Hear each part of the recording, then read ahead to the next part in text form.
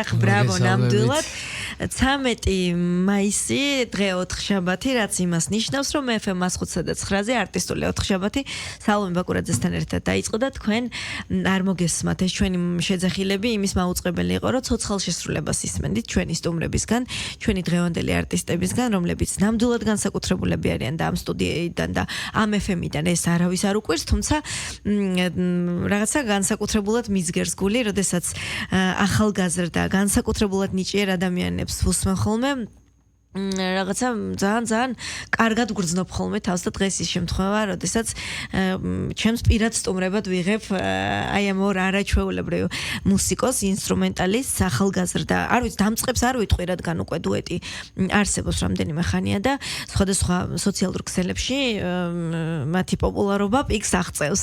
თუმცა ჩემთვის დღეს რაღაცა მეტი დეტალის გასარკვევად თქვენთან მოვიყვანეთ, თქვენთან შესახვედრად, დუეტ თენოზე მაქვს საუბარი რომლის ცოცხალ შესრულებასაც ახლა ისმენდით თენგო გუმბერიძე და ნუცა მოდებაძე აი ახლა შეგიძლიათ უკვე რომ მოგესალმოთ და აპლოდისმენტები თქვენ მოგესალმებით პირველ რიგში მოდაგითმობ ამ შემთხვევაში მედელესა მოგესალმებით მადლობა პირველ რიგში მოწვევისთვის იმიტომ რომ ჩვენ ძალიან შინაურულად გვგრძნობთ თქვენთან თავს ძალიან გვიხარია თქვენი ეთერის საშუალებით და ამ სივრციდან რომ მივესალმოთ ჩვენ მსმენელებს კი ბატონო, რა თქმა უნდა, მეც მოგესალმებით კიდევ ერთხელ უღრმესი მადლობა ჩვენი მოწვევისთვის, დიდი პატივია ეს ჩვენთვის. მივესალმებით თქვენს მაყურებელს, თქვენს მსმენელს, რომელიც ყოველთვის თქვენთან ერთად არიან და ძალიან მოხარული ვარ, რომ აქ ვარ თქვენთან ერთად და დავახაროთ სხვაების, რა თქმა უნდა, ჩვენი მსმენელის შებეცდებით ყოველ შემთხვევაში მე და ესე იგი, რა გამოდის იმერეთი შევიკრიბეთ თუ როგორ არის თქვენი კი, მოგვიწია იმერეთი. საიდან ხართ? ვინ დაიწყებს ამაზე პასუხისგაცემას? მოდი თუ კიდე ამაზე მუსიკალურად ვასახოთ. კი ბატონო. მოდი დაგითხოვ ამასაც, მინდი? ესე ზემო იმერეთის დედაცემო ჭიათურა Bravo. Creo que trabajar Calvaton Salamas, ახანახე? კიდევ უფრო ახლოს. ქუთაისო ჩემო. აი, მეცვის. ჩემო დედულეთ. გასაგებია, უკვე რა გვაერთიანებს ყველას და ნუ გვიწყებს მსმენელი ჩვენ მთელი საქართველოს გვიყვარს რა თქმა უნდა, მაგრამ ჩვენს კუთხეებზე ალბათ ყველას კიდევ უფრო მეტად გვიძგერდება გული და ეს არის ჩვენ შემთხვევაში იმერთი რაც გვაერთიანებს, ხო? ჯერად არ აქვს მნიშვნელობა ქალაქებს კონკრეტულად და მხარებს. და საქართველოს სიყვარული კიდევ უფრო მეტად გვაერთიანებს ყველას. მეგობრებო, ფეხბედნიერი იყოს თქვენი აქ მოსვლა. კიდევ უფრო წარმატებული იყოს თქვენი დუეტი, თქვენი ეს პროექტი, რომელიც საიდან იწყება, როგორ იწყება და აი ეს ისტორია გვინდა რომ გავარდოთ. აი ამასთან დაკავშირებით დიდი ისტორია, მაგრამ მოკლედ შევეცდები. არა, დიდი ისტორია დიდად უნდა მოგვიყვება და ყველა დეტალი. კარგი, დაწვრილებით. მოდი პირდაპირ ვთქვათ, რომ რამდენი ხანია ერთად ვართ ამ ამბავში TikTok-ში. ეს არის ნოემბრიდან, ხო? ნოემბრიდან დავიწყეთ. და რა თქმა უნდა ეს მოხდა არა ეგრევე იდეით, არამედ ქართული ლიგის პროექტი, რომელიც ბევრ ვიცით, სადაც ჩვენი მეგობრები ახე პროდაქშენის ხიარულები და საზრიანები, ხიარულთა და საზრიანთა კლუბის მოთამაშეები არიან ძალიან ნიჭიერები და იქ მოგვიწია ჩვენ თამაში გუნდ TSU-ში, თბილისის სახელმწიფო უნივერსიტეტის გუნდში, პედანუცას და მოკლედ სცენარში რაც ქონდა ყველაფერი შევასრულეთ თამაში დაგვეხმარა ჩვენი მეგობარი სანდრო ესაკია მოვიკითხოთ აქედან დიდი სიყვარულით და გვიწენა რომ აი ეს მუსიკალური შესრულებები ჩვენი დუეტი მუსიკა დაჭირდათ და იმერეთი გაახსენდათ ეგრევე კი და დავიწყეთ ესეთი მუსიკალური შესრულებები მე რა თქმა უნდა პაროდიებიც ვცადეთ და მადლობა კიდევ ერთხელ მათ რომ მოგცეს ამის საშუალება რომ ჩვენ პაროდიებს სახალხოთ ესე გაგვეტანთ თორე ეს შიდაწეში ვაკეთებდით აი უჯახთან და ხოლოდ ეს სამეგობროში გავიდან ხალხთან მაინტერესებს ეს არის ქართველი შემსრულებლების პაროდიებს აკეთებდი თუ ვინც მე ხერხებოდა მუსიკოსებს გიტარასთან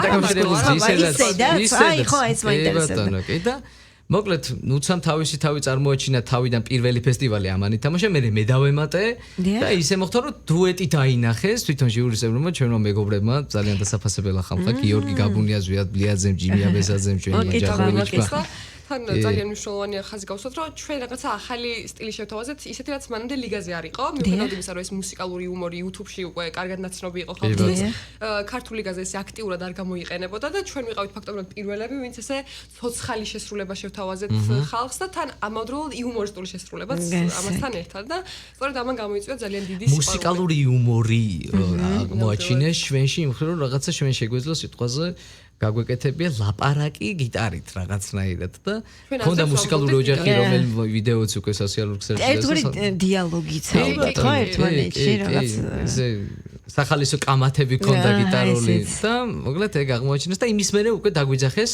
TikTok პლატფორმისთვის რომ აი ჭირდება ესეთი კონტენტი, სხვათა შორის ძალიან ისეთი კონტენტია, რომ მართლა მადლობა მაგისთვის, რომ ბევრი ეგეთი მსგავსი ვიდეოები არ მინახავს. კი არსებობს, რა თქმა უნდა, გიტარისტები ყველას წარმატებებს უსურვებ, რა თქმა უნდა, მაგრამ როგორც ესეთი ეს იუმორისტული გიტარული ის არ არის. ეს თქვენი ნიშა ფაქტობრივად ეს მიმდინარეობაშიაც ჩვენ ვაკეთებთ.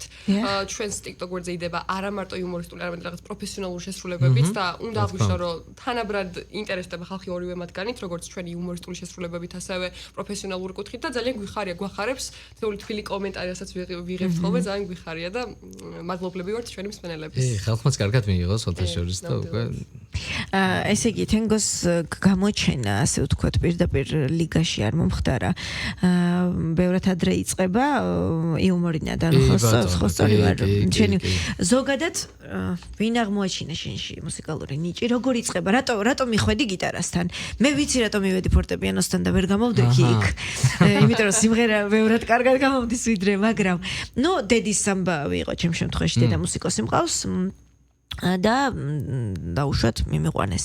შენთან რა ხდება ამ კუთხით ოჯახში? ცოტა სხვანაირადაა, იმიტომ რომ ჩემ ოჯახში მუსიკოსი არავინ არ იყო. შენგან იწყება ეს ნიჭი საფეთქება? მაგრამ აი იქით თაობაში თუ ვიტყვით, შეიძლება კი წინა თაობებში, რომელსაც მე არ ვიცნობდი სამწუხაროდ, ეს დიდი ბებია ბაბუა. იყვნენ კი მუსიკასთან ახლოს, უბრალოდ არც დედაჩემი, არც მამაჩემი არ იყო არც მომღერალი, არც მუსიკოსი, ამავდროულად ჩემთან უნდათ რომ რაღაცა ახლოს ყოფილიყავი ამ სფეროსთან და თავიდან მივედი სამსახიობო მეტყველებაზე ავთოსახამბერიძესთან ჩვენ ქუთაისელი ძალიან ლამაზ ადამიანთან და პიროვნებასთან მან მასწავლა რომ აი გამოთქვა სიტყვების სწორად პროზა ლექსიკა ყველაფერი რა თქმა უნდა და მე გამიშო უკვე პიკასოს ბიჭებში მოვხვდი პატარა თაობაში ხო და მე იქედან უკვე წამოვედი ხვიჩასთან ხვიჩა მაღლაკელიძესთან მაგასაც მოვიკითხავ და ხვიჩა მაღლაკელიძემ უკვე აღმოჩინა ის რომ მარტივად ვითვისებდი რაღაცა რასაც მასწავლიდა და უცებ მიღებდა ვიდეოს და ჩავაგდო გია ბაღაშვილს. და გია ბაღაშვილს ჩავაგდო იქედან მოდის SMS-ი რომ აყვანილია და არც ვიცი სად ვარ აყვანილი. მე მეთქი სასახ ვარ ამიღან სხვაგან. ხო და იუმორნაში ვარ აყვანილი თურმე ამ დროს და მეორე დღეს რეკავენ ზარები. და გია თურმე რაღაცა პროექტს აპირებს. ჩვენ არ ვიცით ხვიჩა ისე მიღებდა უბრალოდ ვიდეოს მე ვთქვი უბრალოდ ჭირდება და მე ამას მიღება თვითონ რომ მალევე მომივიდა პასუხი იქიდან რომ შენ ჭირდებოდ. დაურეკეს მეორე დღეს მამაჩემს და უთხრა რომ გია ბაღაშვილიო თქვენი შვილი გჭირდება მამაჩემი ჩემზე მეტი ქუთაისელია როს ლაპარაკობ გემოდო ახლა მაგისთვის ვარ ჩამოსული და ეს ლამაზი ისტორიით მოხდი ჭირდებოდა ცხარტი გიტარისტი თან ენამოსტრებული თან ხალასი და თან და მადლობა მაგათ კიდე რომ ჩემში რაღაც დაინახეს და ისე დიდ პროექტში თან პატარა ვიყავთ ერთმანეთს. ხო და აი ახმა პატარაობაში მე იცი რას ვსვამ ხას ხოლმე რომ ბევრად მარტივად ვიღებდი გადაწყვეტილებას როცა პატარა ვიყავი რაღაც ბევრად უფრო ექსტრემალი ვიყავი ბევრად რაღაც ალბათ არ ფიქრობ ამ დროს თუ რა ხდება პასუხისმგებლობების ის შეგრძნება ბოლომდე ალბათ არ გაქვს როცა პატარა ხარ გახსოვს ეს ანუ 11 წლის იყავი რომ ფილარმონიის სცენაზე იდექი გიტარით ხელში აი ესეთ ბუმბერას ადამიანებთან ერთად გქონდა ან მღელვარების შეგრძნება ან ამხელა პასუხისმგებლობის შეგრძნება იყო მაშინ შენში რა გახსოვს ახლა ის ემოციები სიმართლე გითხრათ ახლა უფრო მაქვს ეგ განცდა პასუხისმგებლობის რაც TikTok-ში და სხვადასხვა პროექტებში მოხდი იმიტომ რომ ახლა უფრო მინდა მეტად რომ რადგან სიტყვაზე ხალხი პირობითად იქედანაც მსნობს რომ რაღაცა შენ გოხარ უკვე გუმბელიზე რაღაცა არის გარკვეული ნაწილი ვინც სიტყვაზე იცის შენი გულშემატკივრები რომლებიც დიახ ეხლა უფრო მეტი პასუხისმგებლობა მაქვს რა თქმა უნდა რომ უკეთესად გავაკეთო რა თქმა უნდა მაშინაც ანუ ისეთი სიტუაცია იყო რომ მე რა თქმა უნდა დედის და მამის ინიციატივით აი მუსიკასთან ახლოს ყოფილიყავი რადგან თვითონ არ იყვნენ ამიტომ გადაწყდა რომ მე უნდა ყოფილიყავი და მე ეს პასუხისმგებლობა მანამდე ისე აღმომისთა ჩემში ვერო აი სიტყვაზე თენგო იცი რა შენ თავიდან კაი ვერ უკრავდი რაღაცას და მე ეხა რადგან ერთი რაღაცა გამოგივიდა ეს უნდა განაგზო მაგრამ როგორც ასეთი იუმორნას სცენაზე რო ვიდექი აი ვერ ფიქრობდი თუ სად ვიყავი და რამხელა პროექტი იყო და აქედან რამხელა გზა შეიძლება კიდე მქონოდა და რა თქმა უნდა ღმერთის წყალობით ეს ხსებიც ხო, ეს ნერვიულობაც ნაკლებია, მე რო ვკვირდები. მიუხედავად იმისა, რომ საბავშვო პროექტებში ყოველთვის რაღაცნაირად ვცდილობ, რომ აი არ იყოს ვინმე დაჩაგრული და ყველა ამას ცდილობს ბუნებრივია, მაგრამ აი რაღაც რომ მიფიქრია, რომ ეს ბავშვისთვის სტრესი უფროა თუ წარმატების ფორმულა. ბოლოს რაღაცა ჩემი საკუთარი გამოცდილებიდან გამომდინარე, გამოვდივარ იქ, რომ არ მქონდა ამ ხელმხელვარება და აი სტრესულად არც ერთი კონკურსი არ მახსოვს ბავშვობაში, რაც დავუშვათ რაზეც მიმიღია მონაწილეობა, პირიქით ამას ჩემში რაღაცა მეტი წინსვლა მიუხედავად იმისა, რომ ყველგან გამარჯვებული ყოველთვის ყველა ვერ იქნება, ხო? და მეც მქონია რაღაც გარკვეული წარმატება, გარკვეული წარუმატებლობა. და ეგ არის ზუსტად ფორმულა მგონია, რომ ბავშვს ხელს არ უშლის ის მხელა პასუხისმგებლობა, რომელიც წინასწრებს ხოლმე ადამიანს, უფრო სილაღე და ასე შემდეგ წავოდი. შენ შემთხვევაში რა ხდება? ნუცა ეხა გითხარი, შენი ნიჭის როდის ფეთქდება? მე რომელ ასაკში? ოჯახი მაქვს თავიდანვე ვიტყვი, ბავშვობიდან კავშირში ვიყავი კლასიკურ მუსიკასთან, ფორტეპიანოზე ვუკრავდი დაახლოებით 10 წლიდან ვუკრავდი ფორტეპიანოზე. ძალიან აქტიურად ვაპირებდი კონსერვატორიაში ჩაბარებას, მოკლედ მთელი გეგმები იყო ამ მიმართულებით, თუმცა პანდემიის პერიოდში, როცა ყველაფერი გაჩერდა, მათ შორის კლასიკური მუსიკის მიმართულებითაც, გადავწყვიტა, რომ რაღაც ახალი ინსტრუმენტი აღმომეჩინა, ესე ვთქვათ, და გადავედი გიტარაზე, ჩემით. აქვე მე არ დამავიწყდეს, უნდა გითხო, ანუ ერთი ინსტრუმენტს რო კარგად ფლობ, ეგ არის გასაღები, რომ მე შემდეგ გიცავ, რა, დრომაკაცო მეორესაც ვისწავლე, ეს ასე ადვილია. ჩემ შემთხვევაში იყო ის, რომ რამდენიმე ინსტრუმენტს ვუკრავდი ისედაც უკრავდი. აი არა, ხო ძალიან კარგად უკრავს, ბევრი ინსტრუმენტი უბრალოდ არიძახ. ხო, მაგრამ მაგალითად ძალიან ხელი შემიწყო, რა თქმა უნდა, იმიტომ რომ მე გიტარა ფაქტობრივად ჩემით ვისწავლე, თვითნასწავლი გამოვდექი YouTube-დან, ხვიჩა მალაკელიძის ვიდეოებში ჩავუყევი ვიდეო გაკვეთილებს და ვისწავლე ფაქტობრივად ყველა ის ვიდეო გაკვეთილი, რაც მას ედო ესე სოციალურ ქსელებში. და შემდეგ დამამშვიდე ხელ რო ხვიჩა ჩავრთო მეც ვისწავლე გიტარას. ალბათ არა მგონია. თუ მონდომება იქნება, ალბათ კი, იმიტომ რომ აი მე მართლა მაგ პერიოდში 24 საათი გიტარასთან ვატარებდი დროს, ანუ გიტარის მიღმა ფაქტობრივად ცხოვრება აღარ დავიწყებული მქონდა და ამან შედეგიც გამოიღო, იმიტომ რომ სადღაც 6 თვეში როცა უკვე მივედი ხვიჩასთან, უკვე მთლიანი პროგრამა. ხვიჩას განასწავლე, იმით მიხვედი ხვიჩასთან რომ მოვედი, შენ კი მასწავლე უკვე და. მაგან უკვე ძალიან დიდი როლი ითამაშა, რომ გავხდი მისი მოსწავლე, არ ქონდა ადგილები, მაგრამ რომ შეხედა როგორ მოვინდომე ვიცვალე უკვე უარი ვეღარ მითხრა და გავხდი მისი მოსწავლე. რა თქმა უნდა, ჩემთვისაც ძალიან დიდი პასუხისმგებლობა იყო მასთან ურთიერთობა და ფაქტობრივად ჩემი ყველა წარმატება უკავშირდება მას, იმიტომ რომ თვითონ მაკისრებდა ამ პასუხისმგებლობებს. იცოდა რომ ესე უცბად ვერ მივიღებდი გადაწყვეტილებას, არ ვიქნებოდი ჩემს შესაძლებლობებში დარწმუნებული და ამიტომ ყოველთვის იცოდა სწორ დროს სწორ ადგილას როგორ აღმოჩენილიყავი და მას ძალიან ვემადლიერები ყოველთვის, იმიტომ რომ ჩემი გიტარასთან და თუნდაც იუმორთან ესეთი კავშირი სწორედ მისი დამსახურებაა. თუნდაც ქართული ლიგაზე, მიუხედავად იმისა, რომ მე ძალიან მომწონდა ეს პროექტი ყოველთვის და აგერ თენგოს კი ქონდა ამის გამოცდილება, მაგრამ მე არ მქონია, მე უბრალოდ ვუყურებდი, მაყურებელი ვიყავი და სულ რაღაც მეორე სეზონია, რაც მაქვს შეხება და ვთამაშობ. ესეც ხვიჩას დამსახურებაა, რომ ის სასცენო გამოცდილება სწორედ ხვიჩასგან მაქვს ნასწავლი, თუნდაც აი სცენაზე მოქცევის კულტურა. სიყვარული აუხრათ მოდი ხვიჩა ბაღი. მე დიდი სიყვარულით მოვიკითხავ და სიყვარულით მოგკითხვა. უნიჭიერეს ადამიანს. დიდი როლი ითამაშა ხვიჩა, ესე ვთქვათ, ჩემს წინსვლაში ნებისმიერი კუთხით, ამას ვიტყოდ. ან ბოლომდე გვიდგებოდა ორივეს გვერდში ყოველთვის მეც ეგრე ახსოვს და ახლაც ყოველთვის ვიდეოები ჩავწერეთ ბოლოს და ისე როლში შემოვიდა ჩვენთან ერთად თენოს იმაში ვიდეოებში, რომ არ ვიცი სასწაული ადამიანია. იცით რა მაინტერესებს, ანუ გამოდის რომ ყველაფერმა გადაწონა გიტარის სიყვარულმა და ამ კუთხით წასვლამ გამოდის რომ ყველაფერზე უარი გათქმევინა. რაღაც მომენტში ალბათ ესეც იყო, თუმცა მე ამას აქვე იმასაც ვიტყვი რომ პარალელურად მე იურიდიულზე ვსწავლობ. არა, გულისხმობ მუსიკალური. მაგრამ მუსიკალური თვალსაზრისით ახლა ყოველთვის მიჭირს ხოლმე სხვა ინსტრუმენტზე გადასვლა, ესე ვთქვათ, როცა ესე სასცენოდ და ამას ეხება საქმე თუნდაც ვიდეოებში და თენგო არის ხოლმე მოტივატორი, რომ სადე გამოგდის და უკარი. სწორედ თენგო მაძლევს ხოლმე ამის მოტივაციას, რომ თუნდაც სასცენოდ რაღაც გამოვიტანო ის რაც უბრალოდ შინაურ წრეში გვაქვს და ვუკრავთ და ვაჩვენებთ ერთმანეთს. თუმცა ამ ეტაპზე მე ესე გიტარისტის მაგ ცხოვრება მიძღვნილი ესე გამოდის ფაქტობრივად. მაგარია, ან მე ძალიან მაღელვებს ყველაზე მეტად გულს მიჩუყებს ნიჭიერი ადამიანის ნახვა და ძალიან სასიამოვნოა რა, აი მართლა ძალიან მთელი გულით მინდა რომ უდიდეს წარმატებას მიაღწიოთ თანაც ამ გზაზე ძალიან ბევრი უკვე გაქვთ ნაშრომი და გეტყობათ რომ არც ერთი მოდუნება გადაცემას ერთი წამით არაპირებთ. ის კი არა გადაცემა დაიწყო აგერ 20 წუთია ალბათ თუ რამდენი ხანი გიტარა ხელიდან არ გაგიშვიათ. შეგვეძლო გადაგვედო გვერდზე გესაუბროთ ადამიანებივით და შემდეგ აგეხოთ როდესაც მეორე მუსიკალურ ნომერში ვთავაზობთ. სახელები დავარქვით ჩვენ გიტარებს. სახელების დარქმევაც ჩვენი ისე ნიშაა ფაქტობრივად. ამ შემთხვევაში არის წარმოდგენილი. მე ჩემს მანქანებს როცლი და ტელეფონებს მაგათ ვარქმევ სახელებს და თქვენ გიტარებს.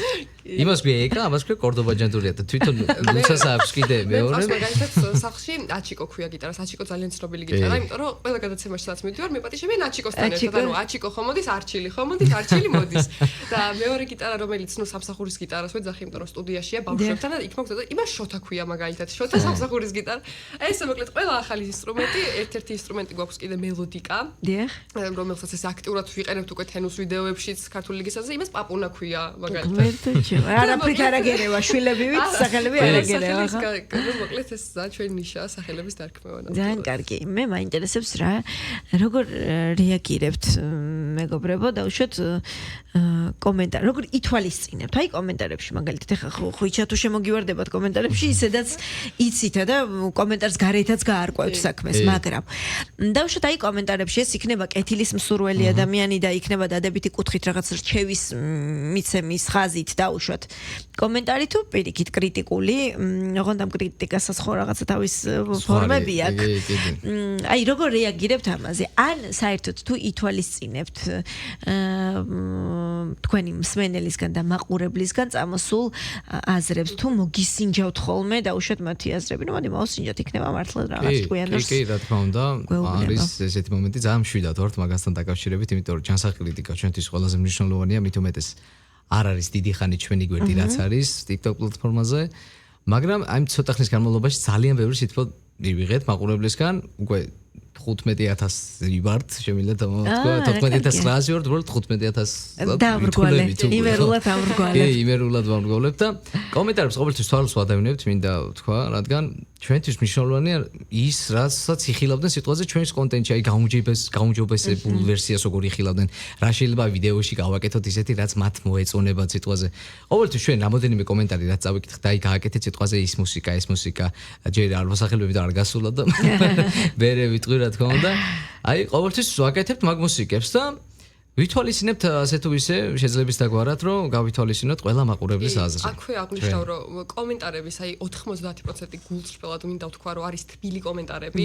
აი ამასაც ძალიან დიდი მნიშვნელობა აქვს ჩვენთვის, იმიტომ რომ ჩვენ რასაც საქმესაც ვაკეთებთ მუსიკასთან უკავშირ აი იმდენად კეთილ საქმეს ვაკეთებთ თვითონ მაქსიმალურად ვთქვით რომ პოზიტივი გავცეთ. მაქსიმალურად ჩვენი კონტენტი მაქსიმალურად ემხრობა იმას რომ მაყურებელი გახალისდებს მსმენელს მოვაწონოთ თავი და გარდა ამისა აქვე ერთ ზენ კიდევ რომ საქართველოს კუთხეები გავაკეთეთ ესე მუსიკალურად სხვადასხვა კუთხე და ეს რომ დავიწყეთ ნუ იმერულით დავიწყეთ ახლა რა გასაკვირი იყო აი რა გასაკვირი იყო ჩვენ იმერულით და ნელ-ნელა ყველა ვიდეოს ქვეშ რასაც გვიწერდნენ რომელ კუთხესაც უფრო ესე ააქტიურებდნენ ჩვენი გამომწერები იმ კუთხეზე რომელი კუთხეს იმ კუთხეზე წერდით ვიდეოს ამას იმ ხელა სითბო და სიყვარული მოხდა ჩვენ მაყურებლებში რომ მე რა თქმა უნდა ჩვენ ვითვალისწინებდით მათ სურვილებს და თხოვნებს ასე რომ ძალიან კარგი სანამ რეკლამაზე გავალთ ახლა ძალიან მალე გვიწევს სარეკლამო ჭრა და შემდეგ მეორე ბლოკით დავბრუნდებით. იქამდე მეც შემომაღიღინეთ თქვენთან ერთად და შეგვიძლია რომ ასე გავიდეთ რეკლამაზე. შემოკარგება. დაღამებულ ხარ ჩემო აპრილო. წასულ ხარ ჩემო ხინო. ლამის უხილმა გამინაპიროს. შემომაშველეთ ნისლის ვერი თვალები მძვავე აღარ ცოცნება გავს რა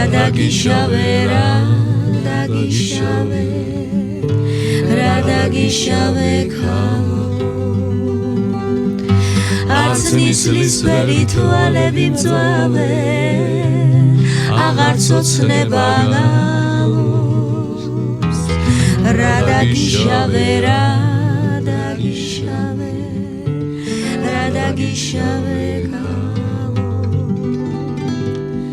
Gadaya razvelma amipha Romobis feri dagemo Am ქვეყანაზე ნედავარ ამინდა უსიღარლოდ ჩემო არც ვერი თვალები მწვავე აღარ ცოცნება გავს რა დაგიშავე რა დაგიშავე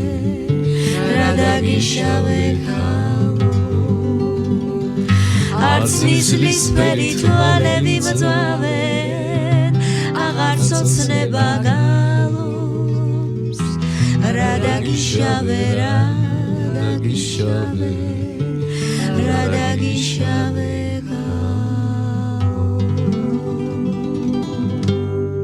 დიდი მადლობა მეგობრებო სარეკლამო ჭრა და ჩვენ მეორე ბლოკით ისევ დაგებრუნდებით